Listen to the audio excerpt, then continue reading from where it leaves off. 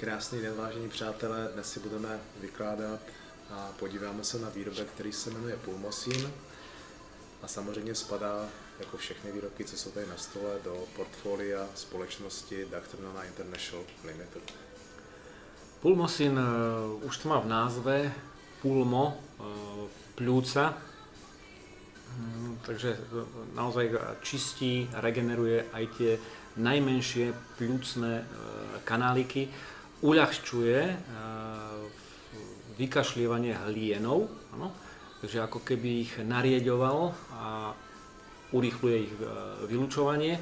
Viete s ním napríklad stopnúť záchvat kašľa v priebehu niekoľkých minút. Tam sa používa vyššie dávkovanie, nebáť sa, maximálne, ale strop je tých 5 všeobecne, to len u reumosínu sa odporúča až do tých 8 pri bolestiach, ale čo sa týka napríklad oxínu, pulmosínu, je maximálne dávkovanie 5, nie preto, že by ste sa predávkovali, ale preto, že telo by to už nespotrebovalo a ako som už spomínal, pri oxíne mali by ste drahší moč. Takže problémy s pľúcami, zápaly, rôzne, ale veľmi dobrý pri alergiách, pri astme, bronchiálna astma, problémy s dýchaním, spirometria u detí veľmi rýchlo ako sa upraví, samozrejme k tej plusovej, teda dobrej hranici. Takže to je prípravok Pulmosin. Odporúčal by som ho prevenčne voči onkologickým ochoreniam pľúc, hlavne pre fajčiarov. Aspoň jednu denne.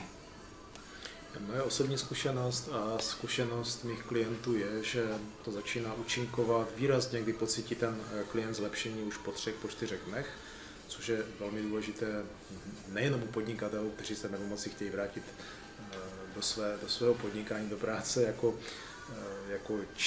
činná osoba, aby neležel doma, ale tady doporučuji i takovou věc kombinaci ze solí, tedy z toho kvartetu, o kterém pak budeme mluvit později, a to zejména sůl eukalyptus, kterou bych doporučil k tomu inhalovat, zase dospějeme k rychlejšímu výsledku.